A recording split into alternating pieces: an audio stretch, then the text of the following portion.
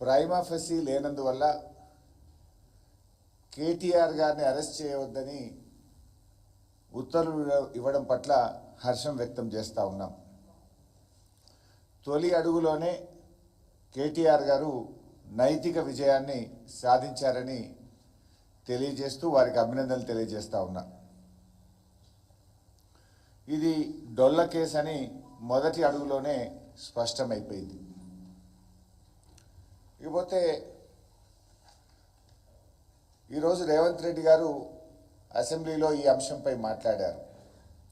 నేను విషయాల్లోకి వెళ్లే ముందు రేవంత్ రెడ్డి గారు ఎంత పచ్చి అబద్ధాలు మాట్లాడతాడు, ఎంత గోబల్స్ ప్రచారం చేస్తాడు అనడానికి ఒక ఉదాహరణ చూపించి నేను ముందుకు వెళ్తాను. రేవంత్ రెడ్డి గారు ఏం మాట్లాడినరో ముందు మీకు అసెంబ్లీలో చూపిస్తాను. అసలు మేము అడిగింది ఏంది? వాళ్ళ ఈ కార్ రేసింగ్ మీద శాసనసభలో చర్చ జరపండి.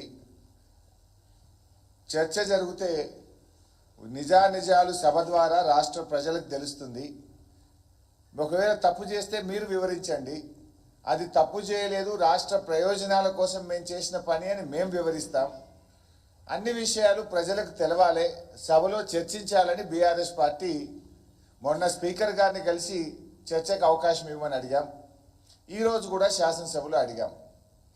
మరి మేము మాట్లాడతామంటే రేవంత్ రెడ్డికి అంత భయం ఎందుకు? మమ్మల్ని బయటకు పంపి సభలో మేము లేకుండా రేవంత్ రెడ్డి గారు దాని మీద చర్చించారు. మాకు చెప్పే అవకాశమే ఇవ్వలేదు. ఆ చెప్పింది కూడా ఎంత శుద్ధ అబద్ధమో ఒక్కసారి మీకు చూపిస్తాను. ఖాతాలో ఉండాల్సిన కోట్ల రూపాయలు లండన్ లో ఏదో కంపెనీకి మార్చి ఆ లండన్ కంపెనీ వెనకాల నీకేం లాలూచి ఉందో చెప్పకుండా ముందు ట్రైపార్టీ అగ్రిమెంట్ ఉన్నదాన్ని బైపార్టీ అగ్రిమెంట్ చేసి బైపార్టీ అగ్రిమెంట్ల ఎన్నికల నిబంధనలను ఉల్లంఘించి రాష్ట్ర ప్రభుత్వ విధి విధానాలను ఉల్లంఘించి అన్ని రకాలుగా కోట్ల రూపాయలు అధ్యక్ష 55 కోట్లు అంటుడు.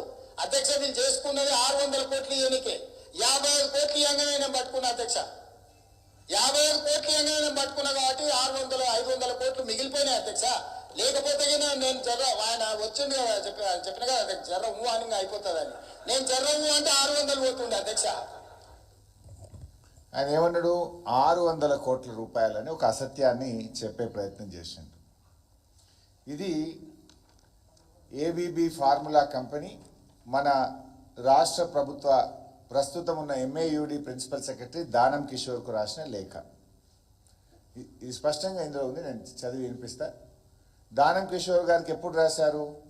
22 డిసెంబర్ 2023 ఈ ప్రభుత్వం వచ్చిన తర్వాత. ఇందులో ఏం రాశారు?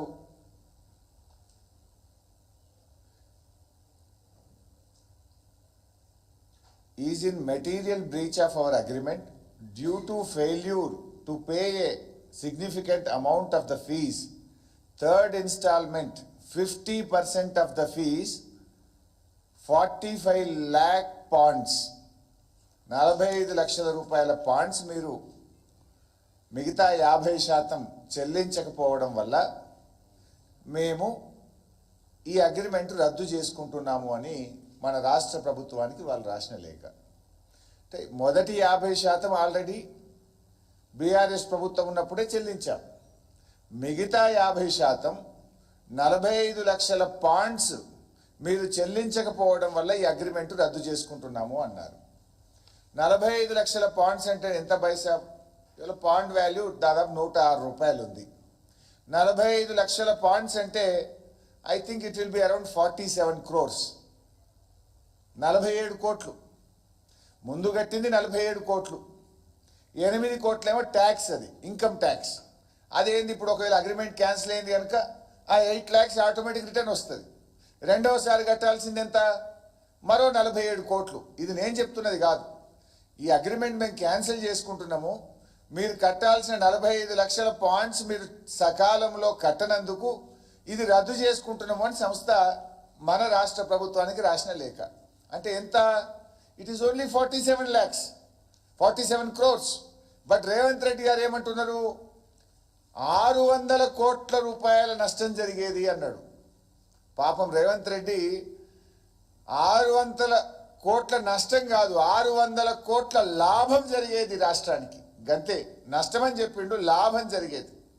రేవంత్ రెడ్డి తుగ్లక్ నిర్ణయాల వల్ల, రేవంత్ రెడ్డి చేసిన పిచ్చి పనుల వల్ల ఈ రాష్ట్రానికి 600 కోట్ల రూపాయల నష్టం జరిగింది. ఇది నేను చెప్తున్న మాట కాదు.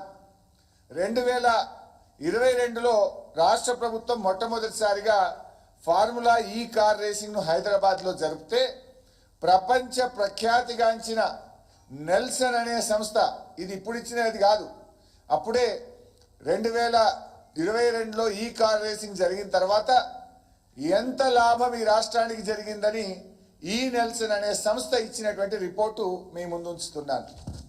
ఈ సంస్థ ఏం చెప్పింది?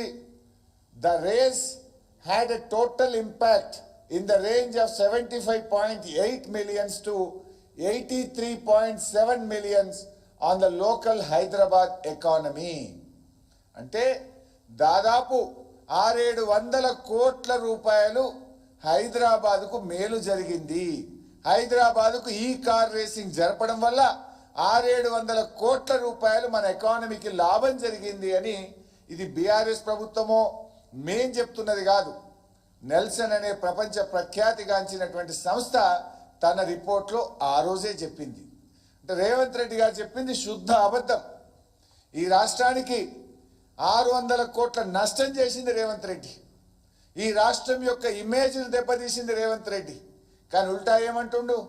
నేనేదో ఉద్ధరించినా, ఇది 55 కోట్లు కాదు 600 కోట్ల నష్టం జరిగేటువంటి ఒక శుద్ధ అబద్ధాన్ని అసెంబ్లీ సాక్షిగా మేము లేనప్పుడు చెప్పిండు. మేము సభలో ఉండుంటే వాస్తవాలు అక్కడే చెప్పుండే వాళ్ళం కదా. ఆ అవకాశం లేకుండా చేసిండు.